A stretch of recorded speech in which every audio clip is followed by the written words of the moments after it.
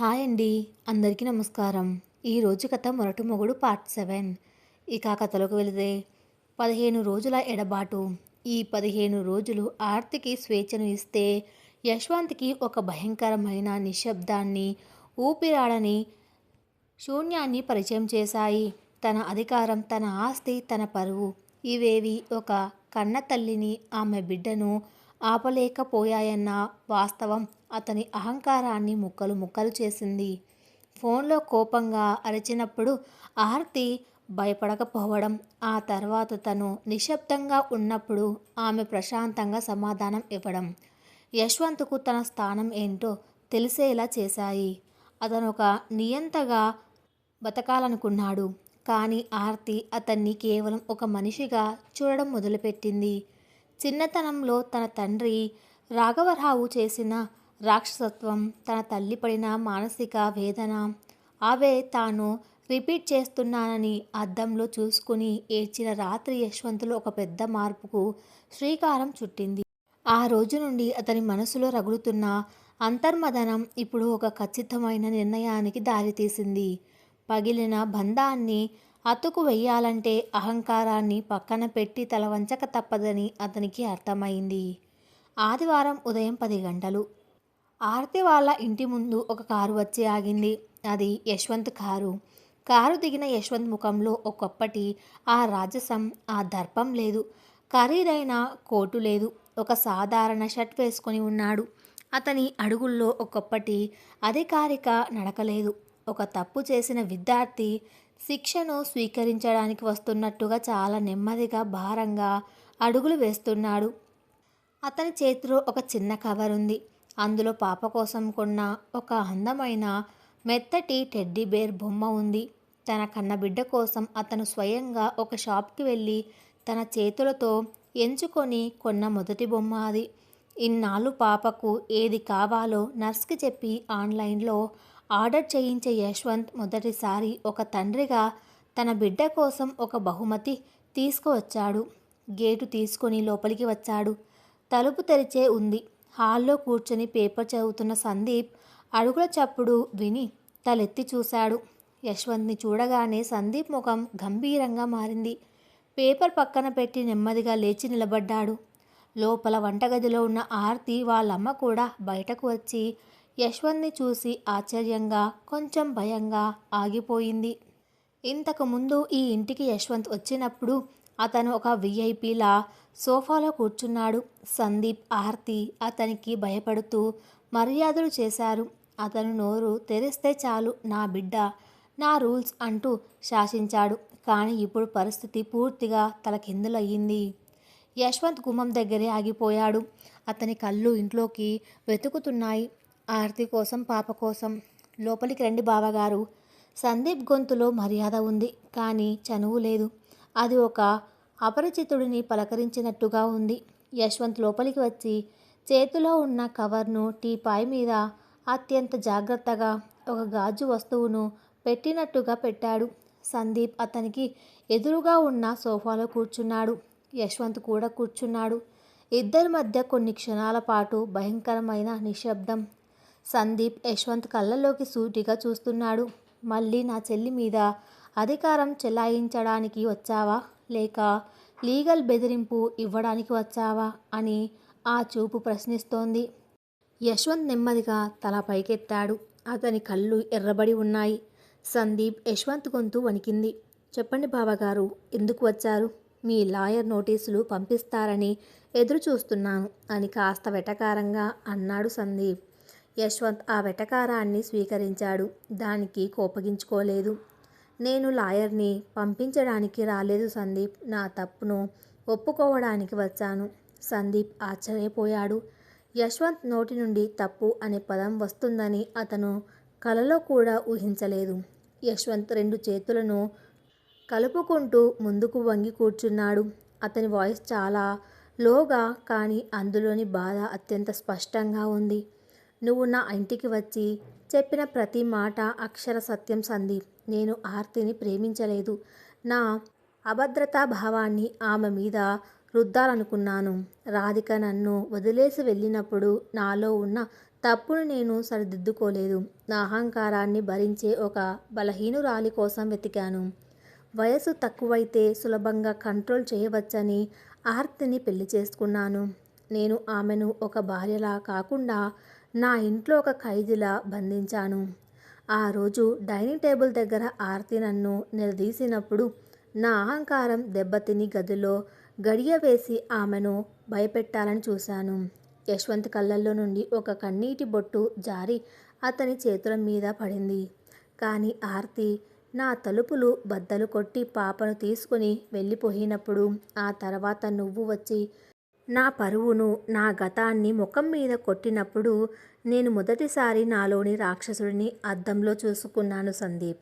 లోపలి గదిలో పాపకు పాలు పడుతున్న ఆర్తి హాల్లో మాటలు వినిపించడంతో మెల్లగా వచ్చి తలుపు చాటున నిలబడింది. ఆ సందులో నుంచి హాల్లో జరుగుతున్నదంతా చూస్తుంది. సోఫాలో తల వంచుకొని కన్నీళ్లు పెట్టుకుంటూ మాట్లాడుతున్న యశ్వంత్ని చూడగానే ఆర్తి గుండె ఒక్క క్షణం ఆగిపోయినంత పనైంది. ఇతనేనా యశ్వంత్? ఎవరి ముందు తల వంచని ఒక ఆధిపత్యవాది, ఒక అహంకారి ఈరోజు తన అన్నయ్య ముందు కూర్చొని చిన్న పిల్లాడిలా, నేరస్తుడిలా కన్నీళ్లు పెట్టుకుంటున్నాడా? ఆర్తికి ఇదంతా ఒక కలలో జరుగుతున్నట్టుగా అనిపిస్తోంది. మా నాన్న ఒక నియంత. మా అమ్మను అతను పెట్టిన చిత్రహింసలు చూసి నేను మా నాన్నలా అస్సలు అవ్వకూడదని చిన్నప్పుడు అనుకున్నాను. యశ్వంత్ చెబుతున్నాడు. కానీ ఆర్తి నా గడప దాటి వెళ్ళిన రాత్రి నాకు అర్థమైంది సందీప్. నేను మా నాన్న కన్నా దారుణమైన రాక్షసుడిగా మారాను. ఆర్తి నవ్వును లాగేసుకున్నాను. ఆమె స్నేహితురాలిని అవమానించాను. ఒక కన్న తల్లికి తన బిడ్డను దూరం చేయాలని చూసిన పాపాత్ముడిని నేను. యశ్వంత్ మాటలు ఒక రికార్డులో ప్లే అవుతున్నట్టు లేవు. అందులో ఎలాంటి నాటకీయత లేదు. అవి అతని హృదయం లోపలి పొర నుండి తన్నుకొస్తున్న నిజాలు. అతని కళ్ళు, ఆ పాలిపోయిన ముఖం, అతను గత 15 రోజులుగా ఎంతటి నరకాన్ని, ఏ స్థాయి పశ్చాత్తాపాన్ని అనుభవించాడో స్పష్టంగా చెబుతున్నాయి. నేను ఈరోజు ఇక్కడికి ఆర్తి మీద నా అధికారాన్ని చెలాయించడానికి రాలేదు సందీప్. కనీసం ఆమెను ఇంటికి రమ్మని ఆర్డర్ వేయడానికి రాలేదు. ఆమె నిర్ణయాన్ని నేను గౌరవిస్తున్నాను.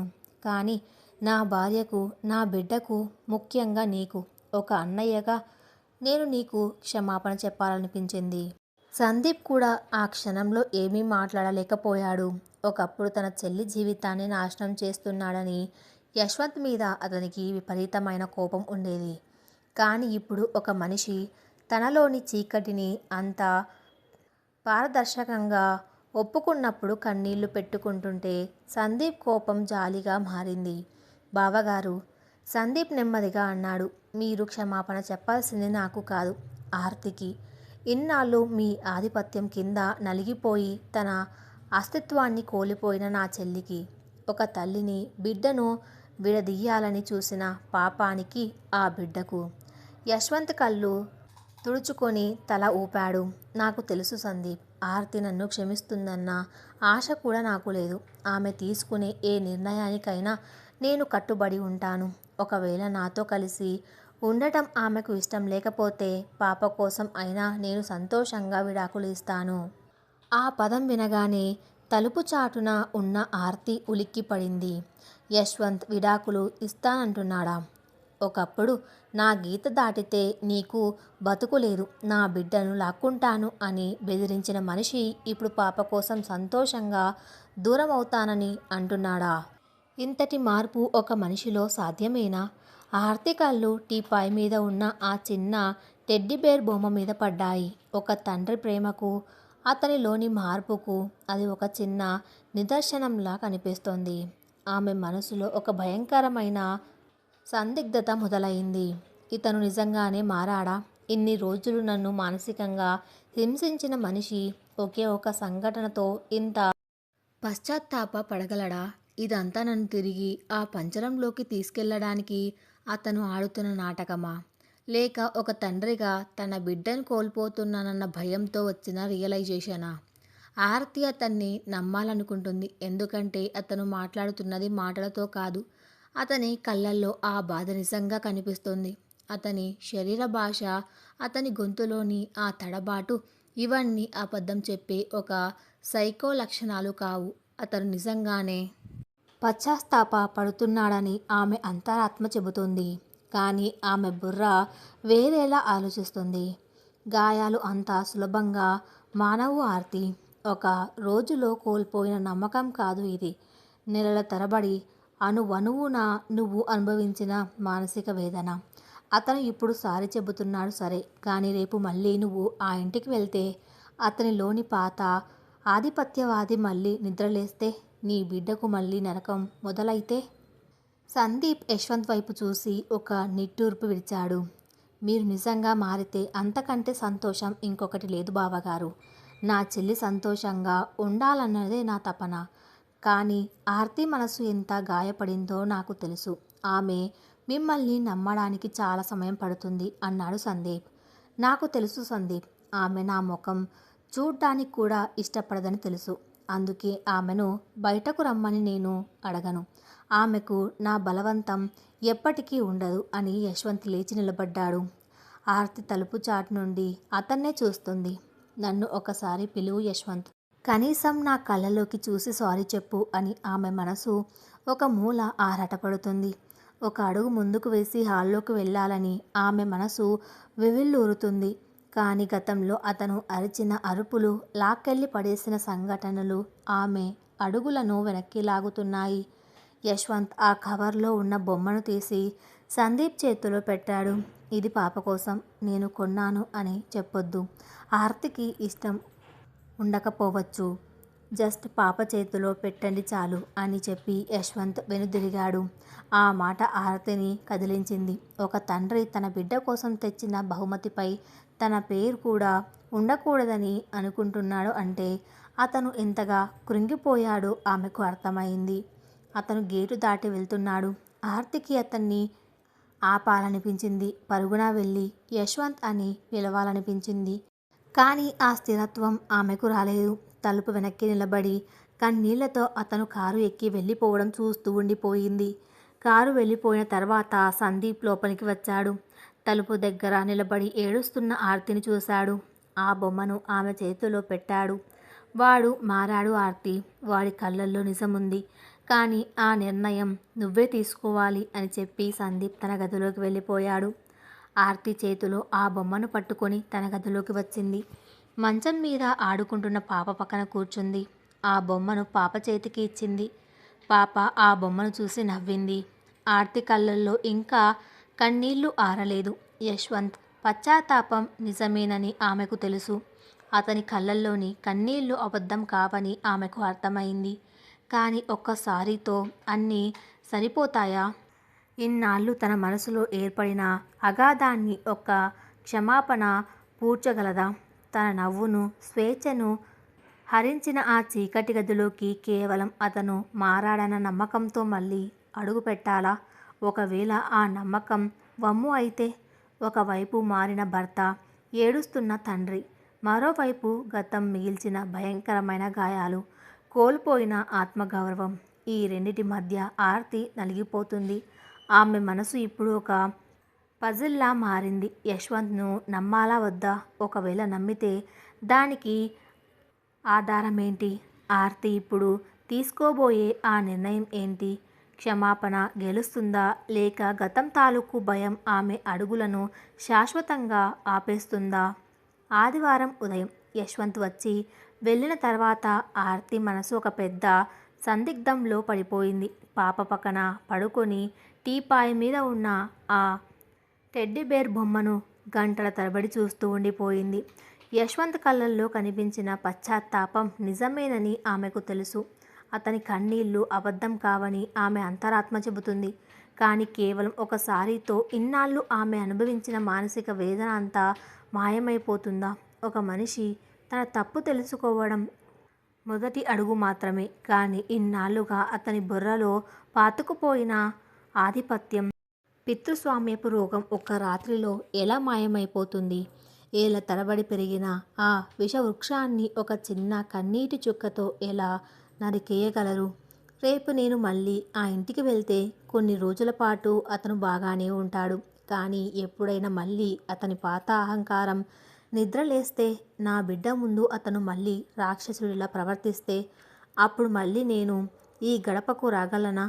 ఆరతి ఎన్నో రకాలుగా ఆలోచించింది. ఒక నిర్ణయానికి రావడం ఆమెకు చాలా కష్టంగా మారింది.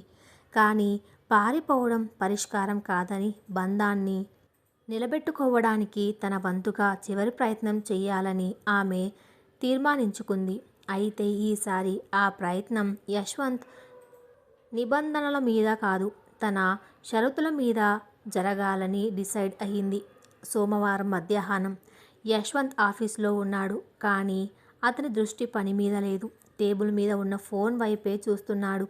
ఆర్తి ఏ నిర్ణయం తీసుకుంటుందోనన్న భయం అతన్ని పట్టి పీడిస్తుంది. సరిగ్గా అప్పుడే అతని ఫోన్ రింగ్ అయింది. స్క్రీన్ మీద ఆర్తి అన్న పేరు చూడగానే అతని గుండె వేగం పెరిగింది. వణుకుతున్న చేతులతో ఫోన్ ఎత్తాడు. హలో ఆర్తి. యశ్వంత్ గొంతులో అంతులేని నిరీక్షణ ఉంది. యశ్వంత్, నువ్వు ఆఫీస్లో ఉన్నావా? ఆర్తి గొంతు చాలా ప్రశాంతంగా స్థిరంగా ఉంది. అవును, కానీ నువ్వు రమ్మంటే ఇప్పుడే వచ్చేస్తాను. పాప ఎలా ఉంది? నువ్వు ఎలా ఉన్నావు అని ఆతృతగా అడిగాడు. పాప బాగుంది. నేను నీతో ఒక ముఖ్యమైన విషయం మాట్లాడాలి. సాయంత్రం 5 గంటలకు కాఫీ షాప్లో కలుద్దాం అని ఆర్తి ఒక అడ్రస్ చెప్పింది.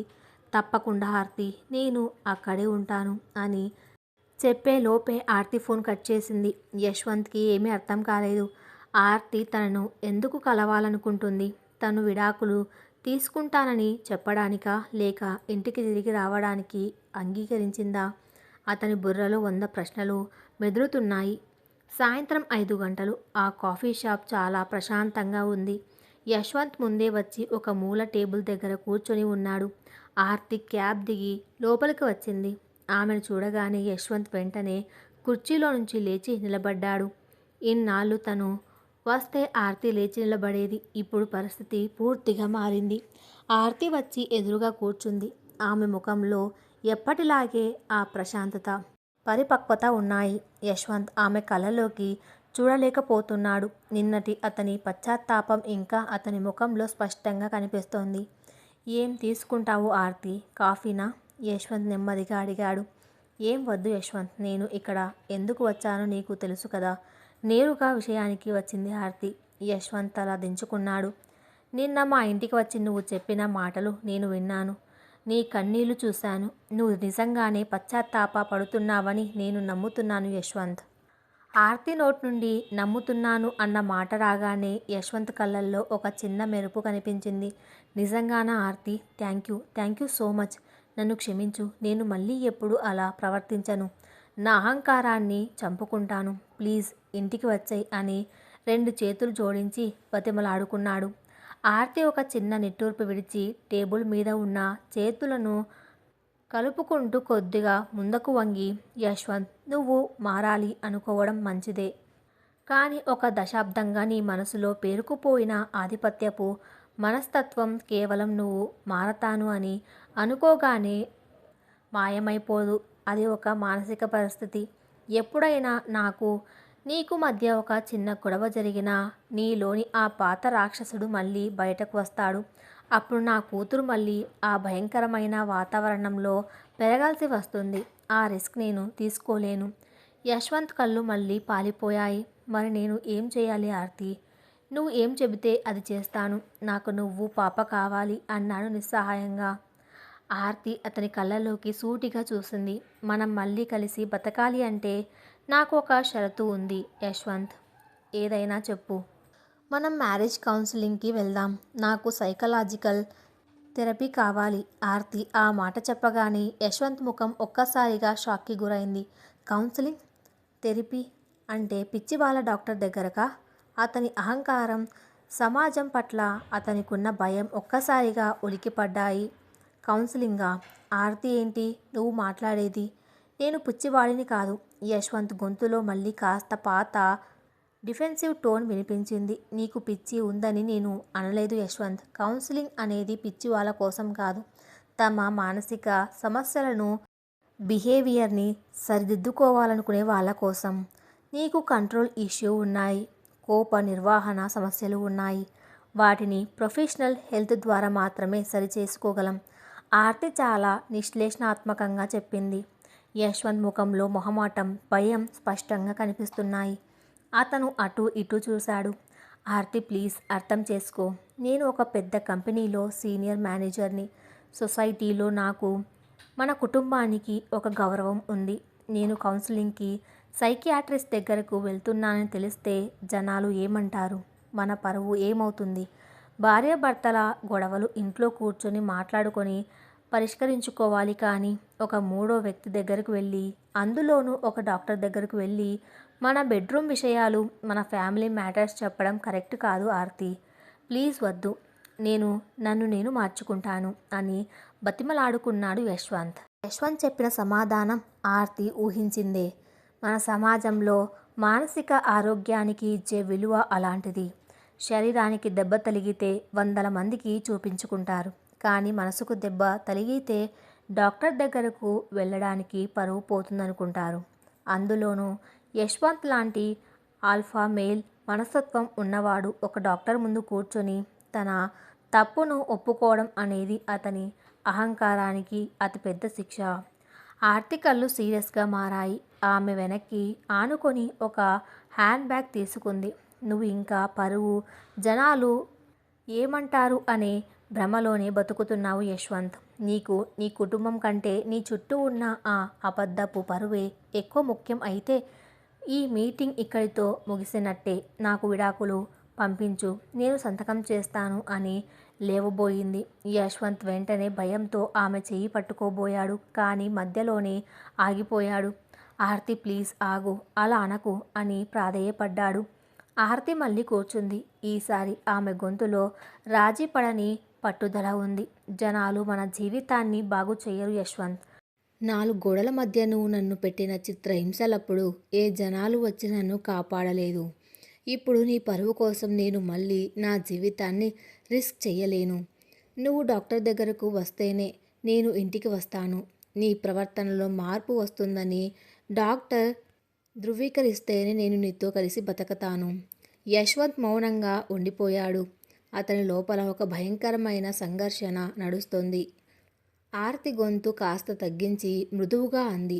మన పాప కోసం యశ్వంత్, మన పెళ్లి కోసం. ఇది నా కోసం కాదు, మన కుటుంబం బతకడం కోసం. దయచేసి వెళ్దాం. ఆ మాట యశ్వంత్ హృదయాన్ని తాకింది. పాప కోసం, పెళ్లి కోసం తన అహంకారాన్ని పక్కన పెట్టడానికి ఇంతకంటే బలమైన కారణం మరొకటి లేదు. ఆర్తి తనకిచ్చిన ఈ చివరి అవకాశాన్ని వదులుకుంటే తాను జీవితకాలం ఒంటరిగా మిగిలిపోతానని అతనికి స్పష్టంగా అర్థమైంది. ఒకప్పుడు తను శాసించిన భార్య ఇప్పుడు తనను కాపాడడానికి ఒక దారి చూపిస్తోంది. యశ్వంత్ ఒక పెద్ద నిట్టూర్పు విడిచాడు. తన భయాలను, పరువు ప్రతిష్టలను పక్కన పెట్టి ఆర్తి కళ్ళలోకి చూశాడు. సరే ఆర్తి, నువ్వు చెప్పినట్టే చేద్దాం. మన పాప కోసం నేను ఏమైనా చేస్తాను. నేను కౌన్సిలింగ్కి రావడానికి సిద్ధం అని బరువైన గుండెతో కానీ నిజాయితీగా అంగీకరించాడు. ఆ మాట వినగానే ఆర్తి మనసులో ఒక పెద్ద భారం దిగిపోయింది. యశ్వంత్ తన అహంకారాన్ని పక్కన పెట్టి ఒక డాక్టర్ దగ్గరకు రావడానికి అంగీకరించాడు అంటే అది అతనిలో వస్తున్న మార్పుకు అతిపెద్ద నిదర్శనం. ఆ క్షణంలో ఆర్తి మనసులో ఒక చిన్న ఆశ చిగురించింది. బహుశా యశ్వంత్ నిజంగానే మారుతాడేమో, తమ కుటుంబం మళ్ళీ నిలబడుతుందేమో అన్న నమ్మకం ఆమెలో మొలకెత్తింది. 2 రోజుల తర్వాత నగరంలోని ఒక ప్రముఖ clinic psychologist, couple therapist doctor Nandini clinic ఇద్దరు వెళ్లారు. Clinical psychologist, couple therapist doctor Nandini క్లినిక్కి ఇద్దరు వెళ్లారు. క్లినిక్ వాతావరణం చాలా ప్రశాంతంగా ఉంది. గోడలపై ఉన్న పెయింటింగ్స్, అక్కడ ఆడుతున్న సన్నటి ఇన్స్ట్రుమెంటల్ మ్యూజిక్ మనసుకు హాయిని ఇస్తున్నాయి. కానీ యశ్వంత్ మాత్రం చాలా అసౌకర్యంగా ఉన్నాడు. అతని కాళ్ళు వణుకుతున్నాయి. పదే పదే తన వాచి వంక చూసుకుంటున్నాడు. ఎవరైనా తెలిసిన వాళ్ళు చూస్తారేమో అని ఆందోళన పడుతున్నాడు. ఆర్తి మాత్రం చాలా ప్రశాంతంగా యశ్వంత్ పక్కనే కూర్చుని అతని ధైర్యం ఇస్తున్నట్టుగా అతని వైపు చూస్తోంది. రిసెప్షనిస్ట్ పిలవగానే ఇద్దరు డాక్టర్ నందిని క్యాబిన్లోకి వెళ్లారు. డాక్టర్ నందిని సుమారు 50 ఏళ్ల వయసున్న అనుభవజ్ఞురాలు. ఆమె ముఖంలో ఒక అద్భుతమైన ప్రశాంతత. ఎవరైనా ఇట్టే అర్థం చేసుకునే పదునైన చూపు ఉన్నాయి. ప్లీజ్ కూర్చోండి, రిలాక్స్ అవ్వండి అని డాక్టర్ నవ్వుతూ ఆహ్వానించింది. ఇద్దరు సోఫాలో కూర్చున్నారు. చెప్పండి, మీ సమస్య ఏమిటి? మీరు ఇక్కడికి ఎందుకు రావాల్సి వచ్చింది అని డాక్టర్ చాలా క్యాజువల్గా అడిగింది. యశ్వంత్ నోరు మెదపలేదు. అతను తల దించుకొనే ఉన్నాడు. ఆర్తి నెమ్మదిగా మాట్లాడడం మొదలుపెట్టింది. డాక్టర్, మాకు పెళ్ళయి ఒక పాప పుట్టింది.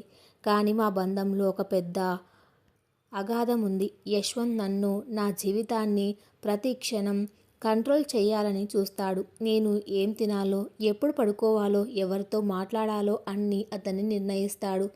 పాపకు పాలు ఇవ్వడం నుండి పాపను నిద్రపుచ్చడం వరకు అన్ని రూల్స్ పెడతాడు.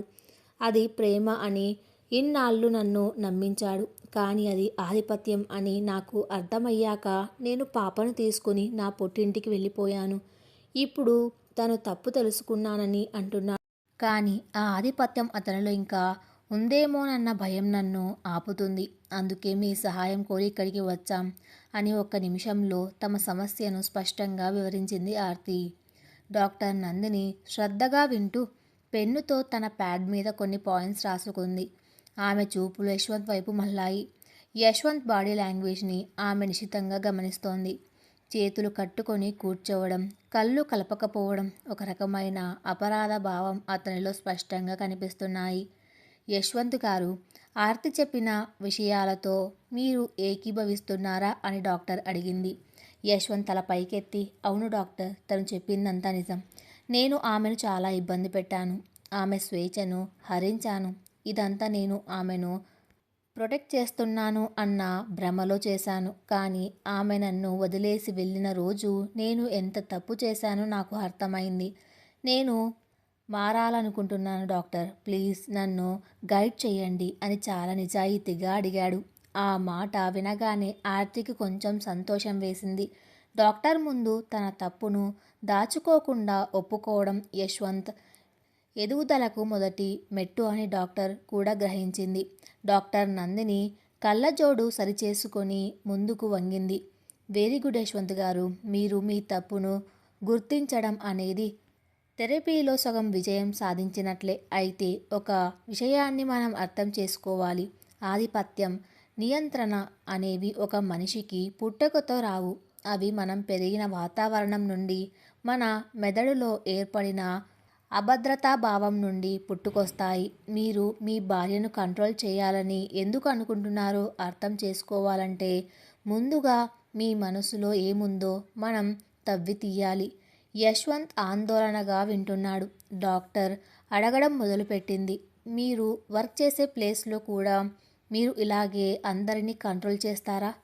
కొంతవరకు అవును డాక్టర్. నేను నా టీంని చాలా సిస్టమాటిక్గా ఉంచుతాను. ఏ పని అయినా నా పద్ధతిలోనే జరగాలి అనుకుంటాను అని బదులిచ్చాడు యశ్వంత్. అంటే పరిస్థితులు మీ కంట్రోల్లో లేకపోతే మీకు భయం, కోపం వస్తాయన్నమాట.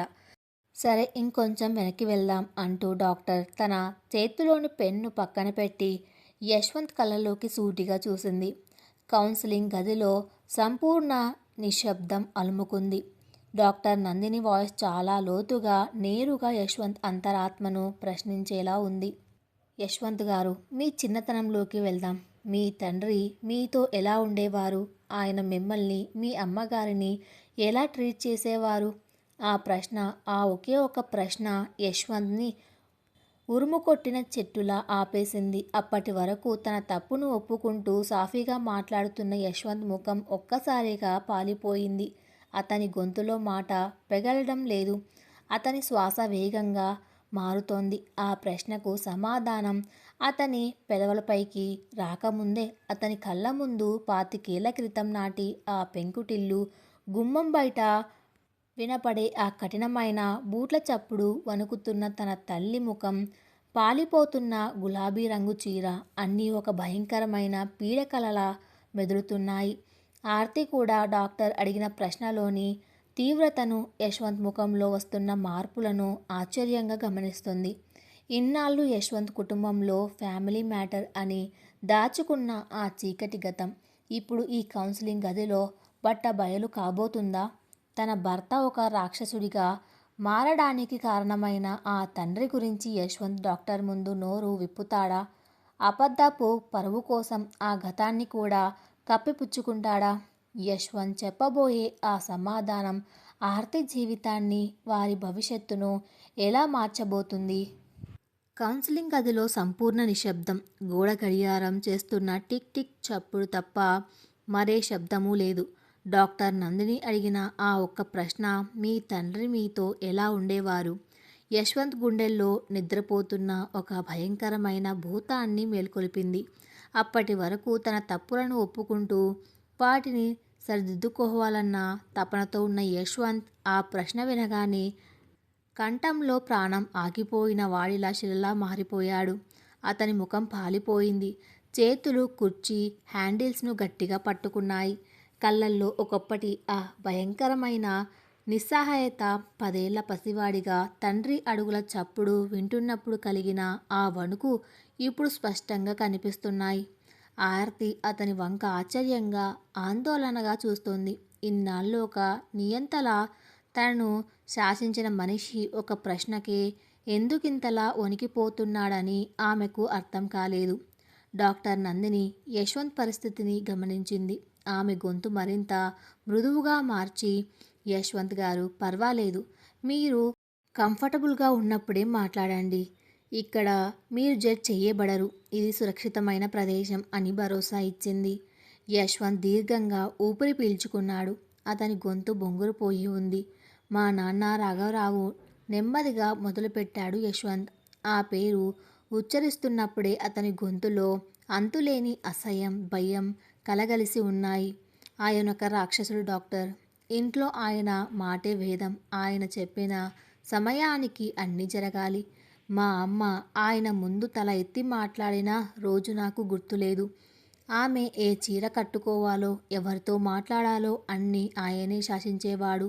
ఆయన ఆజ్ఞను ఏమాత్రం జవదాటినా ఇంట్లో వస్తువులు పగిలిపోయేవి. మా అమ్మ మీద చెయ్యి చేసుకునేవాడు. ఒకసారి మా అమ్మ తనకు నచ్చిన గులాబీ రంగు చీర కట్టుకుందని ఆమె ఒంటి మీద ఉండగానే ఆ చీరను లాగేసి తగలబెట్టేశాడు. ఆ రోజు మా అమ్మ పడిన భయం, ఏడ్చిన ఏడుపు నేను ఎప్పటికీ మర్చిపోలేను. యశ్వంత్ చెబుతున్నది వింటుంటే ఆర్తి గుండె తరుక్కుపోయింది. అత్తగారు సుమతి ఎందుకు ఎప్పుడు భయపడుతూ ఆధిపత్యాన్ని గుడ్డిగా సమర్థిస్తూ మాట్లాడుతుందో ఆమెకు ఇప్పుడు అర్థమైంది. ఒకప్పుడు భర్త ఆధిపత్యం కింద నలిగిపోయిన ఆవిడ ఇప్పుడు కొడుకు ఆధిపత్యాన్ని సహజమైనదిగా నమ్మేసింది. యశ్వంత్ కళ్ళల్లో నీళ్లు సుడులు తిరుగుతున్నాయి. నేను చిన్నప్పుడు మా నాన్నను చూసి చాలా భయపడేవాడిని డాక్టర్. ఆయనంటే నాకు అసహ్యం. నేను పెద్దయ్యాక మా నాన్నలా అస్సలు అవ్వకూడదని, నా భార్యను నేను ఏడిపించకూడదని ఎన్నోసార్లు అనుకున్నాను. డాక్టర్ నందిని శ్రద్ధగా వింటూ నోట్స్ రాసుకుంది. మరి చిన్నప్పుడు మీ తండ్రిని చూసి అంతగా అసహించుకున్న మీరు పెరిగి పెద్దయ్యాక మీ భార్య పట్ల అచ్చం మీ తండ్రిలాగే ఎందుకు ప్రవర్తించారు యశ్వంత్ గారు? డాక్టర్ అడిగిన ఈ ప్రశ్న యశ్వంత్కి మాత్రమే కాదు, పక్కన కూర్చున్న ఆర్తికి కూడా ఎప్పటినుంచో ఉన్న సందేహమే. యశ్వంత్ తల అడ్డంగా ఊపాడు. నాకు తెలియదు డాక్టర్. నేను నా భార్యను కొట్టలేదు, తిట్టలేదు. నేను మా నాన్నలా మారలేదు అనుకున్నాను. నేను ఆర్తిని జాగ్రత్తగా చూసుకుంటున్నాను. ఆమెకు ఏ లోటు రానివ్వడం లేదు అనుకున్నాను.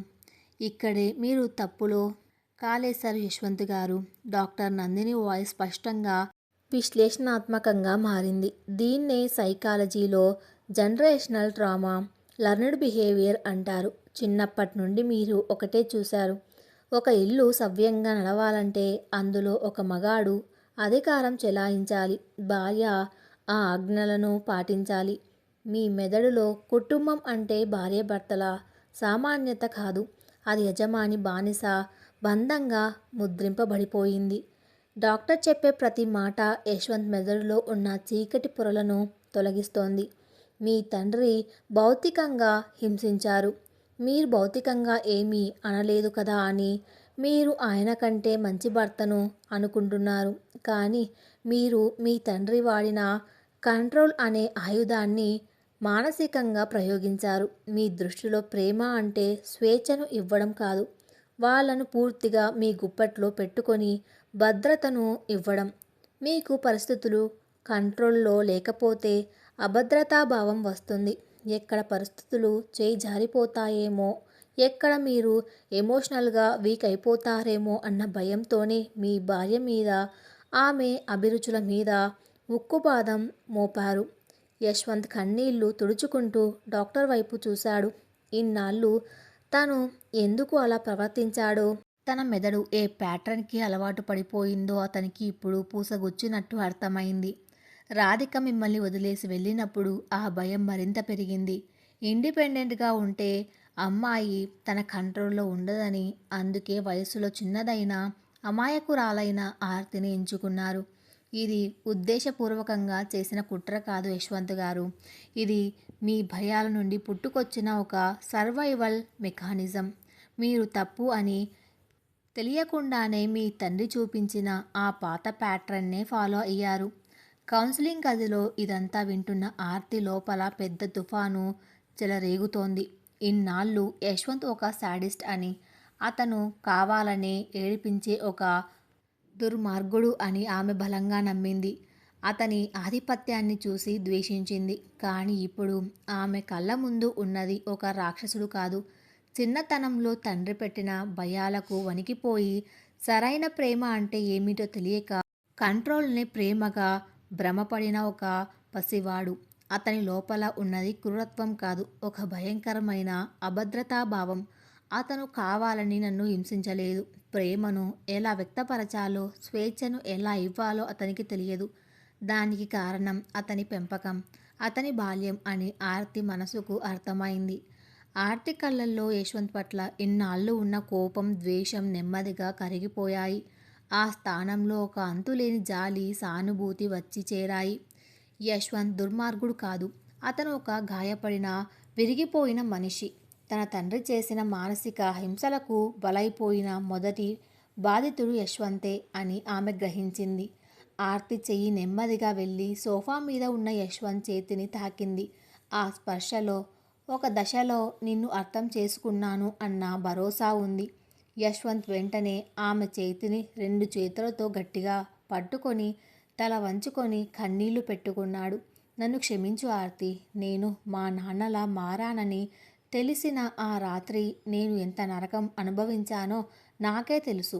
నేను ఒక రాక్షసుడిని, నీ జీవితాన్ని నాశనం చేశాను అని పసి పిల్లవాడిలా ఏడ్చాడు. ఒక మనిషి ఎందుకు తప్పు చేస్తున్నాడో అర్థమైతే ఆ మనిషిని క్షమించడం సులభం అవుతుంది అంటారు. ఆర్తికి ఇప్పుడు యశ్వంత్ గతం తెలిసింది. అతను ఎందుకు అలా మారాడో అర్థమైంది. అతను ఒక బ్రోకెన్ మ్యాన్ అని తెలిసింది. కానీ ఆర్తి ఇప్పుడు పాత ఆర్తి కాదు, 24 ఏళ్ల అమాయకురాలు కాదు. తన జీవితాన్ని, తన బిడ్డ భవిష్యత్తును స్పష్టంగా చూడగలిగే పరిణతి చెందిన ఒక తల్లి. సహానుభూతి వేరు, భద్రత వేరు. ఆర్తి నెమ్మదిగా యశ్వంత్ చేతుల నుండి తన చేతిని పక్కకి తీసుకుంది. ఆ కదలిక యశ్వంత్ని, డాక్టర్ని కూడా ఆశ్చర్యపరిచింది. యశ్వంత్, ఆర్తి గొంతు మృదువుగా కానీ చాలా స్థిరంగా ఉంది. కళ్ళల్లో నీళ్లు ఉన్న మాటల్లో ఎలాంటి రాజీ లేదు. నీ గతం గురించి విన్నాక నాకు నీ మీద కోపం లేదు యశ్వంత్. నువ్వు పడిన బాధకు, నీ భయాలకు నా సానుభూతి ఎప్పుడూ ఉంటుంది. నువ్వు కావాలని నన్ను ఏడిపించలేదని, నీకు తెలియకుండానే ఆ కంట్రోల్ అనే ప్యాటర్న్లో ఇరుక్కుపోయావని నాకు అర్థమైంది. ఆర్తి ఒక నిమిషం ఆగి దీర్ఘంగా ఊపిరి పీల్చుకుంది. నువ్వు రాక్షసుడివి కాదు యశ్వంత్, నువ్వు గాయపడిన వాడివి. కానీ ఒక విరిగిపోయిన మనిషి ఇతరులను గాయపరచడం ఆపాలి. ఆ మాటలు కౌన్సిలింగ్ గది గోడలు తాకి ప్రతిధ్వనించాయి. డాక్టర్ నందిని పెదవులపై ఒక ప్రశంసాపూర్వకమైన చిరునవ్వు విరిసింది. ఒక మహిళ తన బౌండరీస్ని ఎంత బలంగా సెట్ చేసుకోవాలో ఆర్తి చేసి చూపిస్తుంది. నీ గతం నీ బిహేవియర్కి కారణం కావచ్చు యశ్వంత్, కానీ అది నా మీద నువ్వు చేసిన మానసిక హింసకు క్షమాపణ కాలేదు. ఆర్తి నేరుగా అతని కళ్ళల్లోకి చూస్తూ చెప్పింది. చిన్నప్పుడు నీకు తగిలిన గాయాలకు నేను కారణం కాదు, కానీ ఆ గాయాల నుండి కారుతున్న రక్తం నా మీద, నా జీవితం మీద పడి నన్ను ఉక్కిరి బిక్కిరి చేసింది. నా నవ్వును లాగేసుకుంది. నా బిడ్డకు నన్ను దూరం చేయాలని చూసింది. నా స్వేచ్ఛను నాశనం చేసింది.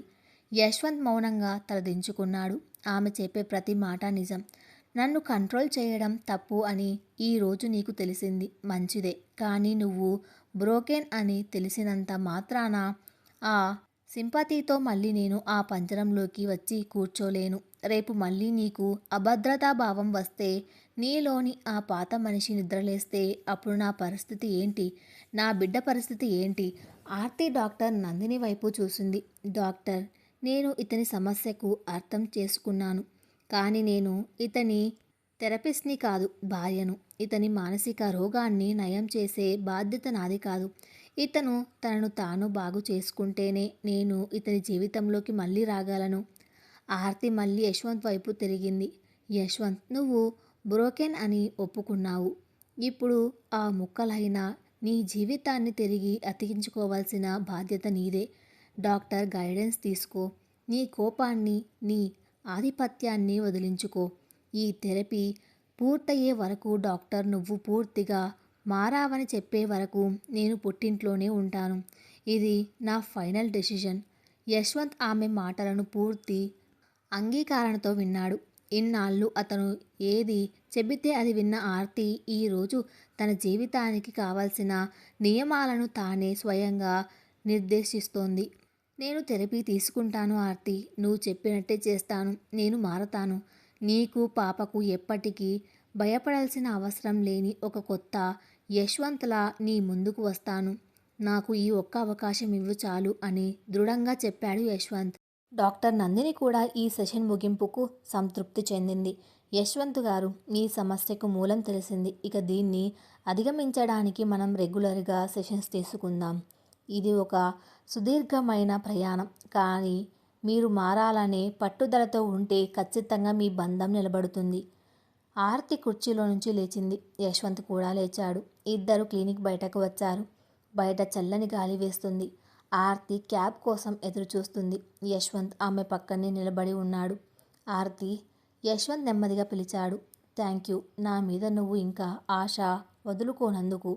ఆర్తి అతని వైపు చూసి చిన్నగా నవ్వింది. నీ మీద కాదు యశ్వంత్, నా మీద. నా బిడ్డ తండ్రి మీద నాకు ఇంకా కొద్దిగా ఆశ మిగిలి ఉంది. ఆ ఆశను బతికించుకుంటావో చంపేస్తావో నీ చేతుల్లోనే ఉంది. క్యాబ్ రాగానే ఆర్తి ఎక్కి వెళ్ళిపోయింది. యశ్వంత్ ఆ కారు వెళ్ళే దారినే చూస్తూ నిలబడిపోయాడు. కానీ ఈసారి అతని కళ్ళల్లో ఒకప్పటి శూన్యం లేదు. తన గమ్యం ఏంటో, తను ఏ రాక్షసుడితో యుద్ధం చేయాలో అతనికి ఇప్పుడు స్పష్టంగా తెలుసు. ఆ రాక్షసుడు బయట ఎక్కడో లేడు, అతని లోపలే ఉన్నాడు. యశ్వంత్ బ్రోకెన్ అని తెలిసింది. ఆ గతం పట్ల ఆర్తికి జాలి ఉంది. కానీ అది తనను హింసించడానికి సాకు కాకూడదని ఆమె ఒక బలమైన సరిహద్దు గీసింది. ఆర్తి తన నిర్ణయం చెప్పేసింది. నువ్వు పూర్తిగా మారే వరకు, ఆ పాత మనిషి చచ్చిపోయే వరకు నేను తిరిగి రాను. కానీ దశాబ్దాలుగా నరనరాల్లో జీర్ణించుకుపోయిన ఆధిపత్యపు లక్షణాలను ఒక మనిషి నిజంగానే వదిలేసుకోగలడా? థెరపీ అనేది ఒక మాయాజలం కాదు. అది ఎంతో కష్టమైన, బాధాకరమైన ఆత్మ పరిశీలన. యశ్వంత్ ఆ నొప్పిని భరించగలడా? మధ్యలో తన సహనం కోల్పోయి మళ్ళీ తన పాత రూపంలోకి మారడా? ఒకవేళ యశ్వంత్ నిజంగానే మారితే ఆర్తి అతన్ని మళ్ళీ మనస్ఫూర్తిగా, గత గాయాలను మర్చిపోయి ప్రేమించగలదా? కాలం వాళ్ళిద్దరి మధ్య ఉన్న ఈ అగాధాన్ని ఎలా పూడ్చబోతోంది? విడిపోయిన ఈ దారులు మళ్ళీ ఎప్పుడు, ఎక్కడ కలవబోతున్నాయి? కథ ఇంకా ఉంది. అది నెక్స్ట్ పార్ట్లో కొనసాగించబడుతుంది. Thanks for listening.